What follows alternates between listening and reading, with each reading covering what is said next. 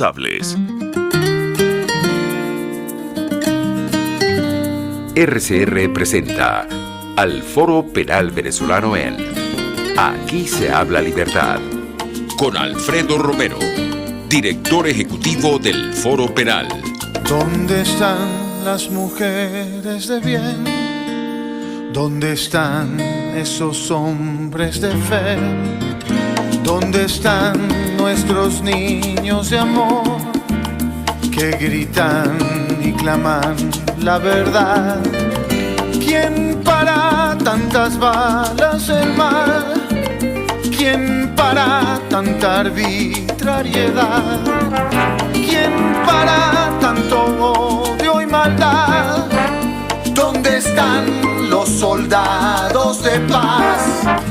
Por la vida doy la vida, por la paz doy amor, por respeto a la vida. Esta canción contra el terror, una canción contra el terror.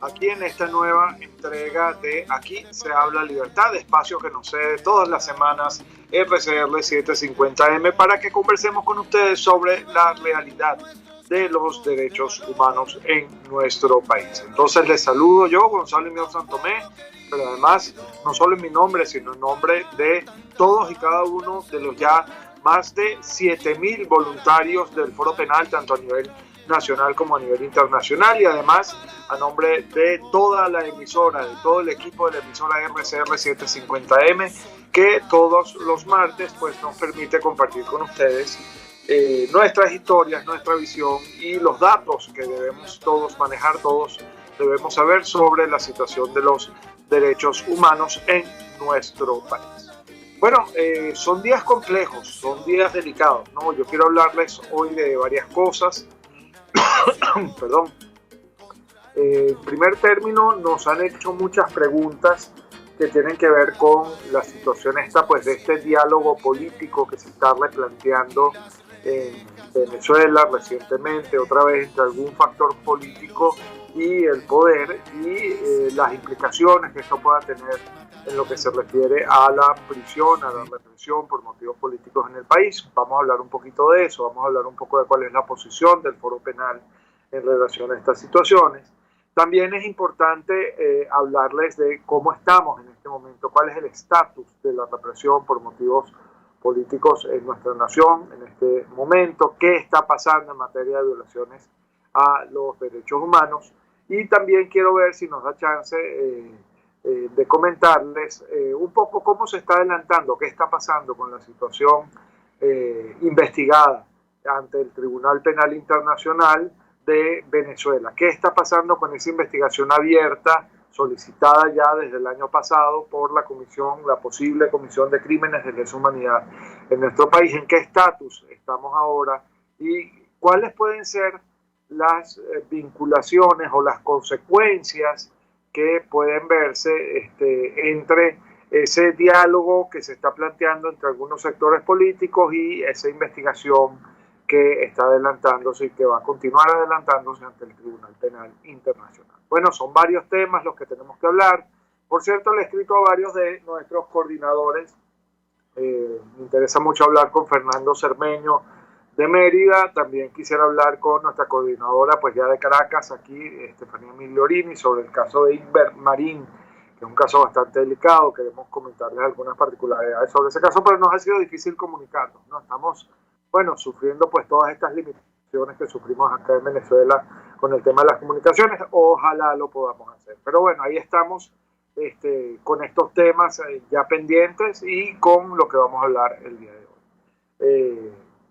También, por cierto, quiero aprovechar, lo voy a hacer en este momento y lo voy a hacer también al final del programa, invitarlas para el próximo viernes 10 de junio, a todos los que nos están escuchando a través de este programa en Madrid, España, porque vamos a estar allí, Alfredo y yo, con un grupo de músicos y de artistas, presentando pues este evento que nosotros normalmente presentamos, que se llama Música más Derechos Humanos, Trovadores por los Derechos Humanos, donde a través de la música y contando las historias que tenemos nosotros de más de 20 años ya en la lucha por los derechos humanos, vamos a hacer una pasada, vamos a hacer un recuento de lo que ha sido la situación de violación continua a los derechos humanos, vamos a visibilizar a las víctimas y vamos a generar o vamos a tratar de generar con ese público que allí nos acompañe, allí en Madrid, las especificaciones, todos los datos están allí en nuestras redes sociales, de todos modos ahora se los voy a volver a dar.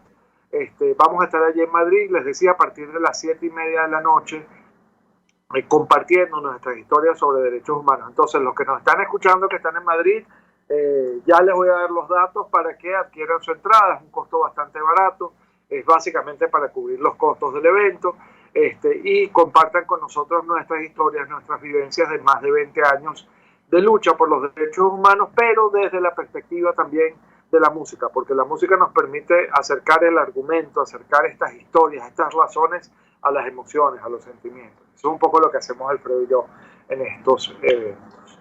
Pero bueno, dicho esto, ya luego les daré, como les decía, los datos concretos, específicos del evento. Vamos a empezar por tocar los temas que les comentaba hace unos breves minutos. El primero, el diálogo político. ¿Cuál es la posición del Foro Penal con respecto al diálogo? Bueno, lo primero que tengo que decir es que no es una posición nueva. No es que el Foro Penal ahora está sorprendiendo con esto, sino que hemos sido siempre sumamente consecuentes con respecto a las expectativas que nosotros tenemos con respecto a los diálogos políticos que se han materializado en Venezuela. Si no me falla la memoria, este sería algo así como la 9ª o 10ª oportunidad que en los últimos años se ha recurrido pues, a esta herramienta de diálogo político. Con respecto a esto tenemos que decir lo siguiente, ¿que estamos en contra del diálogo? No, jamás. Cada vez que se haga una posibilidad de que se busque una salida concertada, dialogada, pacífica, a la crisis política que se está viviendo en el país, pues nosotros estaremos apoyando esas posibilidades, estaremos apoyando esas iniciativas. Sin embargo, y este es un gran sin embargo, estamos definitivamente opuestos y no validamos ni convalidamos en ningún caso que en esas mesas de negociación política, como fichas que se utilizan para obtener prebendas o ventajas políticas en un momento determinado, se ponga a los presos políticos y de alguna manera se les utilice como si fueran cosas, como si fueran bienes de intercambio, que de alguna forma sirven al logro de algún objetivo político subalterno que no es precisamente el del cese absoluto de la prisión y de la persecución por motivos políticos. Los presos humanos no son cosas, los presos humanos no son fichas que se ponen sobre una mesa y con las cuales se juegan. Los presos políticos son seres humanos. Las familias de los presos políticos tienen derecho a que sus presos y ellos mismos sean tratados como seres humanos, no como cosas, no como piezas que se ponen sobre un tablero con las que se juega. Eso para nosotros es absolutamente inaceptable. Y es absolutamente inaceptable, primero porque es poco ético, inmoral, utilizar a un ser humano como si fuera una ficha de negociación, como si fuera una cosa para obtener una prebenda política. Eso es absolutamente inaceptable desde el punto de vista de la ética, de los principios y de los valores. En segundo lugar, porque con los derechos humanos no se negocia. Los derechos humanos se deben respetar y punto. No es que, bueno, los voy a respetar aquí un poquito, entonces como yo los respeto aquí un poquito, tú me concedes tal o cual ventaja política. No, o se respetan los derechos humanos o no se respetan. En esto hay que ser, lamentablemente hay que ser así de radical y de maniqueo, ¿sí? Porque es un sí o un no, no hay puntos intermedios en esto. Y en tercer lugar, nosotros no estamos de acuerdo con esto, porque si bien es cierto que algunas veces, en algunos de esos contextos de diálogo, se han dado algunas excarcelaciones, que todas por supuesto se celebran, porque todo paso hacia la libertad es un buen paso. También es cierto que después de esas excarcelaciones viene una nueva tanda de encarcelaciones, lo que nosotros llamamos el efecto, la estrategia de la puerta giratoria, que al final termina dejando el número de presos políticos básicamente estable en el mismo lugar. Es decir, no se acaba con la prisión, no se acaba con la represión por motivos políticos, recurriendo a esta estrategia de poner a los presos políticos como fichas en una mesa de negociación. No funciona. ¿Qué es lo que pasa? Por el contrario, se genera un efecto muy negativo. Si el gobierno, si el poder sabe y entiende que teniendo presos políticos en el bolsillo para negociarlos después en una mesa, va a obtener ventajas políticas, y si viene después un factor político que se llame de oposición y le compra, por ponerlo así entre comillas, de alguna manera esa estrategia al poder, la pregunta que yo me hago es, ¿y para qué entonces va a dejar el poder de tener presos políticos si cada vez que va a una mesa de negociación y los pone sobre una mesa, la estrategia le funciona? ¿Qué tenemos que hacer? Romper el ciclo. Dejar que evitar, mejor dicho, que ese ciclo se perpetúe, que es lo que pasa cuando entonces una parte, un sector político del país que no es del gobierno, le compra la estrategia al gobierno de tener presos políticos sobre la mesa. Hay que romper ese ciclo. ¿Cómo se rompe ese ciclo? Bueno, de una manera muy tajante, muy radical. Usted se quiere sentar a negociar conmigo, usted se quiere sentar a dialogar conmigo para ver cómo logramos una salida institucional, concertada, pacífica a la crisis política que estamos viviendo. Lo primero que tiene que hacer antes de que yo me siente en esta mesa es liberar a todos y a cada uno de los presos políticos. Si usted no hace eso, yo estoy sentándome a dialogar con usted con un hacha sobre el cuello. Yo estoy sentándome a dialogar con usted con una pistola en la cabeza. Y lo que es peor, estoy perpetuando un ciclo de represión en el que el único que sale ganando siempre es el mismo poder. No ganan los ciudadanos. A veces se conceden algunas excarcelaciones, si es verdad, y todo eso es positivo, pero al final del día no estamos atacando la raíz del problema, sino estamos dando una solución muy puntual, muy de maquillaje a una situación que debe ser resuelta de raíz, debe ser resuelta desde el fondo. Por eso es que no estamos de acuerdo con esto. ¿Ha servido esta estrategia a la oposición? Le pregunto yo.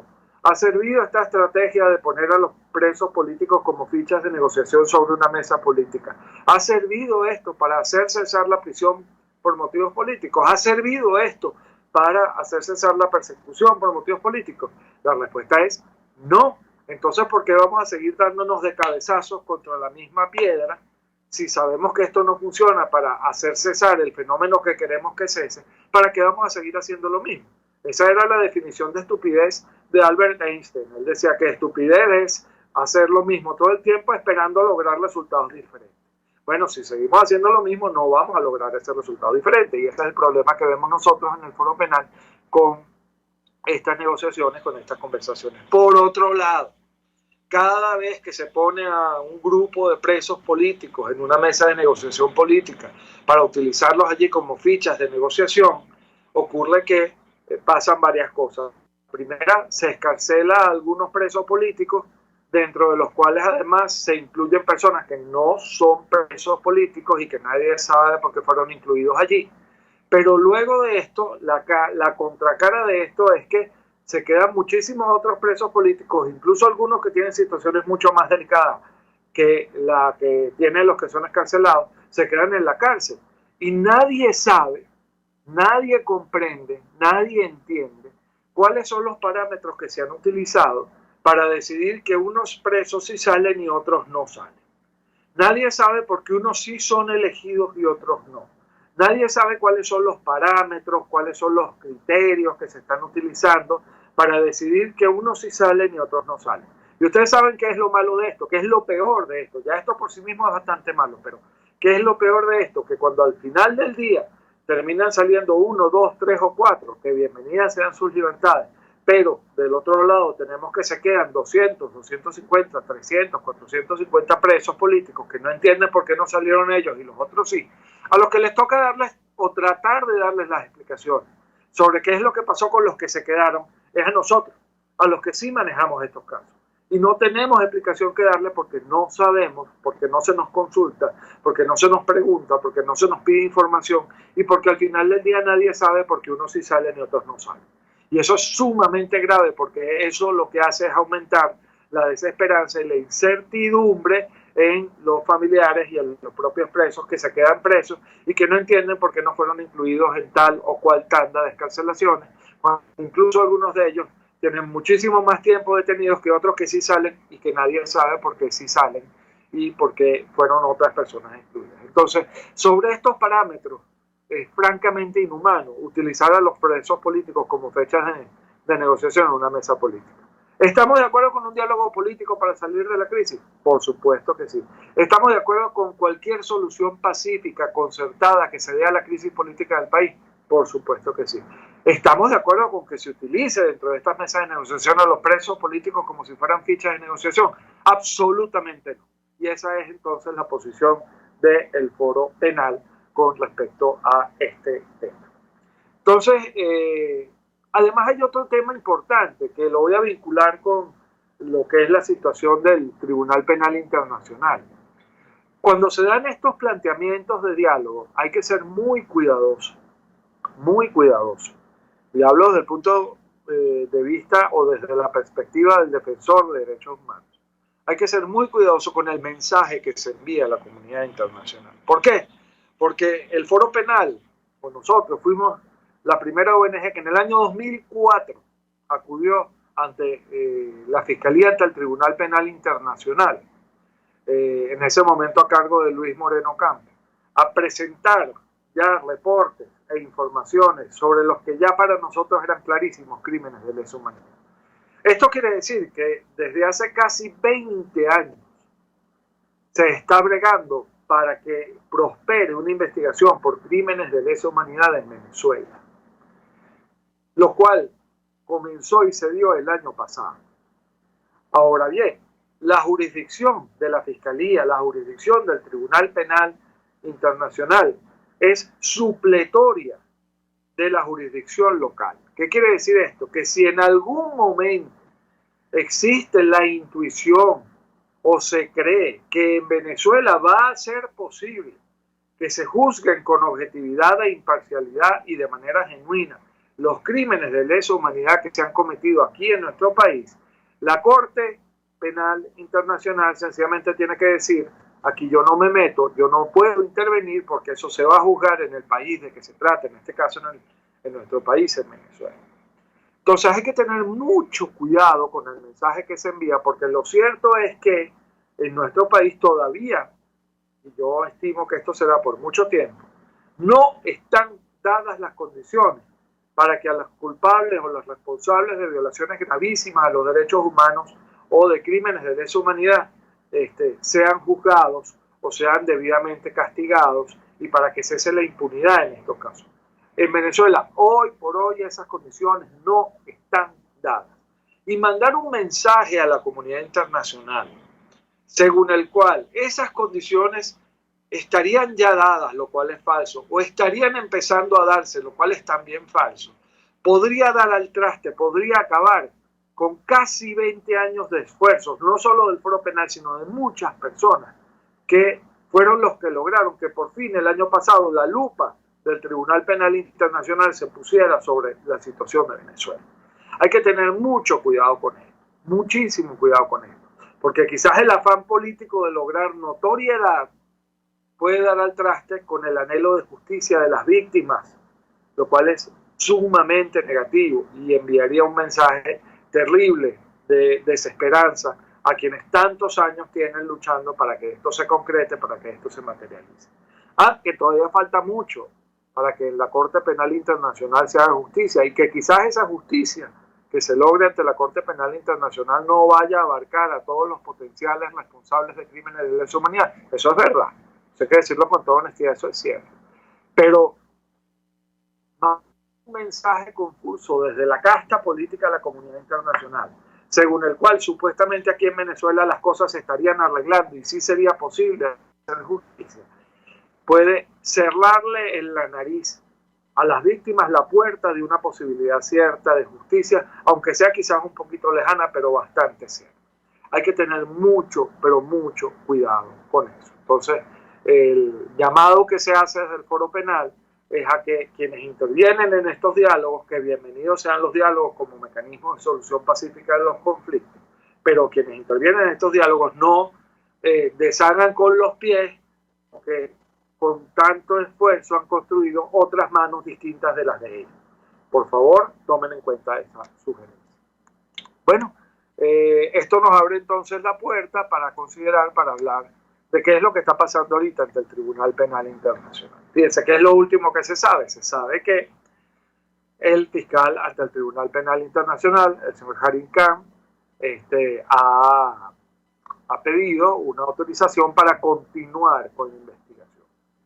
Y la gente nos pregunta, bueno, pero ya no había abierto la investigación, ¿por qué tiene que pedir permiso para continuarla? Bueno, tiene que pedir permiso para continuarla, porque como un gesto de buena fe, en un momento determinado, cuando se firmó el año pasado aquel famoso memorándum de entendimiento con el gobierno venezolano, el fiscal le dijo básicamente al gobierno que tenía la oportunidad, tenía unos meses para demostrar que en Venezuela sí se estaban tomando los correctivos que se tenían que tomar y si era posible juzgar a criminales de lesa humanidad. ¿Qué pasó? Que pasaron esos meses, cuando le tocó al gobierno venezolano demostrar si había avanzado o no en esa prueba de buena fe que le adelantó el fiscal ante el Tribunal Penal Internacional, lo que hizo el gobierno venezolano fue presentar el mismo informe que ya había presentado el año pasado. Es decir, no mostró ningún avance significativo para la investigación, juzgamiento, el procesamiento de criminales de lesa humanidad. Como no lo mostró, el fiscal ante el Tribunal Penal Internacional les dijo, epa, ustedes lo que hicieron fue mandarme algo que ya me había mandado y que me lo había mandado el año pasado. Así que yo quiero seguir investigando. Pero para seguir investigando, como ya se le había dado ese voto de confianza al gobierno venezolano y la investigación se había suspendido, el fiscal tiene que acudir a la sala de cuestiones preliminares para pedir que se le autorice que continúe la investigación. Es decir, para pedir que la sala de cuestiones preliminares le diga a Venezuela, mira, te dieron un chance para cumplir, no cumpliste, así que la investigación continúa.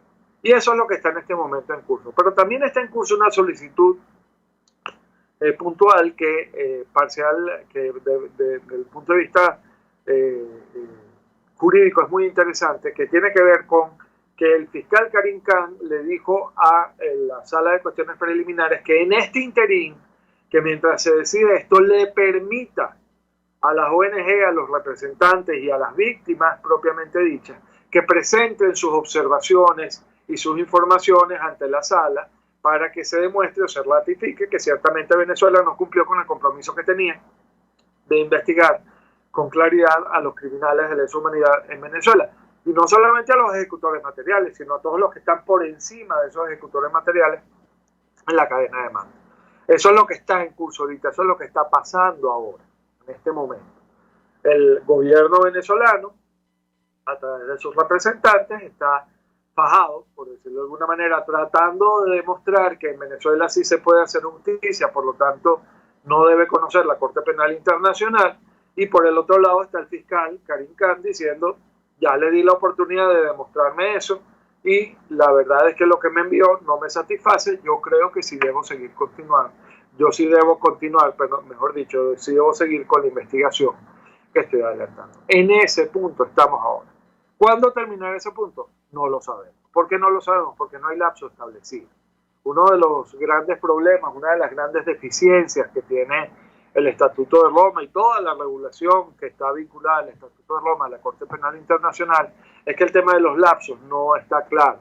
Y cuando uno revisa todos y cada uno de los casos, de las situaciones que se han analizado allí, uno ve cómo poco a poco la Corte, las mismas salas de cuestiones preliminares, o la Corte en general va como definiendo sus propias reglas de juego, ¿no? Va definiendo de qué manera se harán y en qué plazo se harán tales o cuales actuaciones. Bueno, eso todavía no ha pasado en el caso de la situación, en el análisis de la situación de Venezuela, por lo que todavía no hay un plazo establecido para que esta decisión se tome. Sin embargo, no debería asombrarnos si esa decisión se produce en corto plazo. ¿Por qué? Porque básicamente la Corte lo que tiene que constar, autorizar la continuación de la investigación, es si Venezuela cumplió o no cumplió con los acuerdos que tenía que cumplir, y si esto no es así, pues sencillamente le puede decir al fiscal, señor Karim Khan, usted puede continuar con su investigación.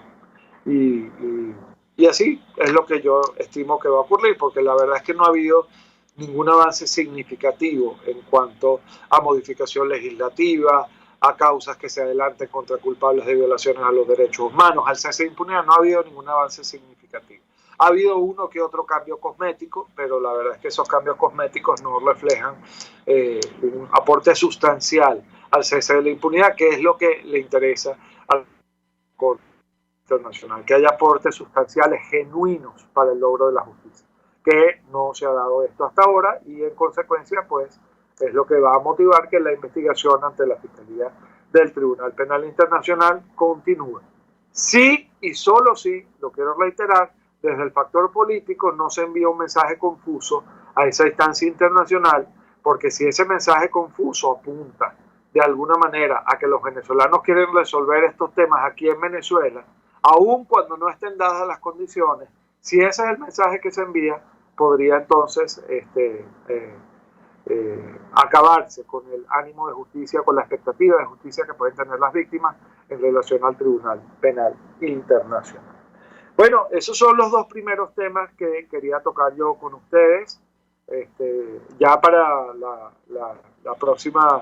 el próximo corte vamos a hablar un poco de cómo está la situación de la prisión, de la represión por motivos políticos. Vamos a ver si pudimos comunicarnos, si alguno de los coordinadores con los que quería hablar hoy me respondieron. Si no es así, pues bueno, no importa, lo dejamos para la semana que viene. Pero ya para el próximo corte de lo que vamos a hablar es exclusivamente de cómo está en este momento la represión, cómo están esas cifras de la represión y cómo está funcionando, lo diremos en el corte que viene, la máquina de la represión. Así que bueno, tenemos que ir a un corte breve a cumplir compromisos de la emisora, pero ya regresamos con Aquí se habla libertad, programa del Foro Penal desde RCR 750 AM. Ya volvemos. Usted escucha al Foro Penal Venezolano en Aquí se habla libertad, solo por rcr.tv, la radio que se ve. Sintonícenos a través de Periscope, @RCR750, la radio que se ve. El que sabe de sabor sabe de saber que Del Corso es la clásica pastelería italiana de Caracas. Qué ricos sus dulces típicos tradicionales, como los auténticos cannoli, la sfogliatella o la cola de langosta, no tienen comparación. La pasta seca de almendras y chocolate o su gran variedad de tortas, cumpleaños, bodas, bautizos o comuniones, reuniones familiares o eventos corporativos. Teléfono 0212-941-1971. Pastelería Del Corso, la pastelería italiana por tradición y excelencia. Les estamos presentando al Foro Penal Venezolano en Aquí se habla libertad. Hola, buenos días. Aquí estamos de regreso con Aquí se habla libertad, espacio que nos cede todos los martes de 11 a 12 del mediodía, RCR 750M, a el Foro Penal, para hablar precisamente de cuál es la situación de los derechos humanos en nuestro país. Para hablar de qué es lo que está pasando en materia de derechos humanos en nuestro país. Les habla Gonzalo Imión Santomé, director vicepresidente de Foro Penal. ¿Qué está pasando con la situación de los derechos humanos en México? Bueno, desde que se ordenó la apertura de la investigación ante el Tribunal Penal Internacional y desde que de alguna manera se puso pues a quienes violan a los derechos humanos bajo la lupa, bajo la observación directa de esta instancia tan importante que es el Tribunal Penal Internacional, pues se han dado algunos cambios significativos en cuanto a la forma del manejo y la manera en la que enfrenta el Estado, el gobierno venezolano, las violaciones a los derechos humanos. Lo primero es que ha tratado de demostrar a la comunidad internacional que existe un verdadero ánimo de que se haga justicia en Venezuela en cuanto a estos crímenes. Y se han promulgado algunas leyes nuevas, recuerdo una específicamente que habla de la obligatoriedad del respeto de los derechos humanos por parte de los funcionarios públicos en general, pero también, por ejemplo, se reformó el Código Orgánico Procesal Penal, con mira supuestamente a ponerlo o adecuarlo mejor a lo que son los estándares internacionales de respeto a los derechos humanos. Y fíjense, por ejemplo, que una cosa es lo que se dice y otra cosa es lo que se hace, porque, por ejemplo, en ese Código Orgánico Procesal Penal se establece que, salvo una variable específica que tiene que ver con el límite mínimo de cada pena, de cada delito específicamente, la prisión preventiva no puede durar, incluso con las extensiones que correspondan, más de 3 años. Es decir, nadie puede estar sin haber sido condenado formalmente y sin que esa condena haya quedado firme, preso de manera preventiva más de 3 años. Esto tiene un sentido, esto tiene una lógica. La lógica de esto, el sentido de esto, es que la persona no se le anticipe la sanción, es decir, no se le aplique la pena de manera anticipada. ¿De qué te sirve a ti, por ejemplo, que te declaren inocente si previa a esa declaratoria de inocente ya estuviste 3, 4, 5, 6, 7 años preso? Es decir, ya cumpliste una pena que no debiste haber cumplido. Entonces, el sentido de esta limitación a la detención preventiva es que no se aplique una pena anticipada. Ese es el sentido básico de toda esta situación, ¿no? ¿Qué pasa? El Código Orgánico Procesal Penal lo establece, ya lo establecía antes, por cierto, lo establece de manera categórica, dice que no puede durar la detención preventiva según el caso, o más del término mínimo de la pena aplicable al delito, o 3 años de detención preventiva. Pero al día de hoy tenemos 114 presos políticos que tienen más de 3 años en detención preventiva. Tenemos incluso uno que tiene 7 años en detención preventiva y no han sido excarcelados. Es decir, por un lado se cambia la legislación para poder decir al mundo entero que en Venezuela se respetan los derechos humanos, que se están adecuando las normas a los estándares internacionales de respeto a los derechos humanos, pero por el otro lado, esas normas que se publican no se respetan. Entonces, ¿se está verdaderamente acabando con la violación a los derechos humanos? No, porque el problema no es solo de leyes, el problema es de voluntad para la aplicación de las leyes. Una cosa es tener leyes muy hermosas, muy bonitas, muy bien redactadas, que en el caso del COP no es el caso, pero por ejemplo en nuestra Constitución, todo lo que es el capítulo de respeto a los derechos humanos es quizá uno de los más avanzados de América Latina, pero sin embargo eso no garantiza que esas palabras, que esos mandatos, que esos principios que están en la Constitución lleguen a lo que es el día a día, a la aplicación material de esos principios. Entonces las leyes no son el problema es la voluntad política de aplicar las leyes. Y lamentablemente en Venezuela esa voluntad política sigue siendo sumamente y absolutamente represiva. Entonces, ese es un primer nivel que se ha visto de lo que tiene que ver con el manejo de los derechos humanos. Tratar de mostrar que a través del cambio legislativo estamos cada día más cercanos al respeto a los derechos humanos, lo cual desde el punto de vista formal pudiera parecer cierto, pero cuando lo llevas al día a día, cuando lo aterrizas en la realidad, resulta ser que no es así. Otra cosa que está pasando en materia de violaciones de los derechos humanos es que se están acelerando los juicios contra los presos políticos. ¿Para qué? ¿Para absolverlos de toda culpa? No, nada que ver. Por el contrario, para condenarlos, incluso a veces forzándoles a admitir los hechos por los delitos que falsamente se les han atribuido, para luego poder decir que nunca fueron presos políticos, sino que son personas que han sido condenadas por la comisión de diferentes delitos. Eso es básicamente un cambio también cosmético, es decir, están tratando de que a los presos políticos arbitrariamente detenidos por motivos políticos ya no se les llame así, sino se les llame criminales condenados. Y esto es otra de las estrategias que nosotros hemos visto muy claro. Otra de las cosas que están haciendo también es que se ve con claridad que están agarrando a 1, 2, 3 o 4, 5 chivos expiatorios, funcionarios subalternos dentro de las diferentes cadenas de mando comprometidas en la violación de derechos humanos, y contra esos funcionarios subalternos se dictan sentencias o se dictan condenas, incluso algunas bastante elevadas, como para decir que en efecto sí se está condenando a quienes violan los derechos humanos. Lo que no te dice esa oración es que se está quedando allí solamente a nivel de los que ejecutan eventualmente las violaciones de los derechos humanos, pero nada dicen con respecto a quienes instigan u ordenan esas violaciones a los derechos humanos. Es decir, se queda solo en el nivel de ejecución, pero no se va hacia arriba, hacia las jerarquías superiores, las cadenas de mando, que también son directamente responsables por la comisión de crímenes de lesa humanidad cuando los ordenan o instigan o cuando los toleran. Entonces, fíjense, también se trataría de un cambio cosmético que está como muy claramente evidenciado en estas nuevas formas de proceder del Estado en cuanto a la o lo que es la violación de los derechos humanos, ¿no? Entonces, fíjense, tenemos esas situaciones, ¿no? Tenemos esos aspectos a considerar, ¿no? Y lo otro que tenemos que considerar, y ya con esto pues voy cerrando el programa, ya me quedan solo unos pocos minuticos, es que la máquina de la represión continúa.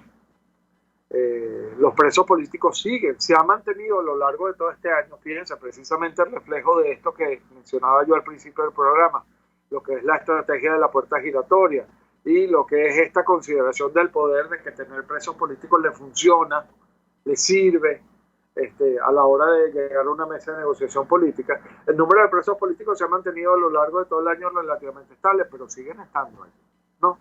Y para hablar de esto, espero que mi equipo de producción ya esté listo. Vamos entonces con la máquina de la represión. La máquina de la represión.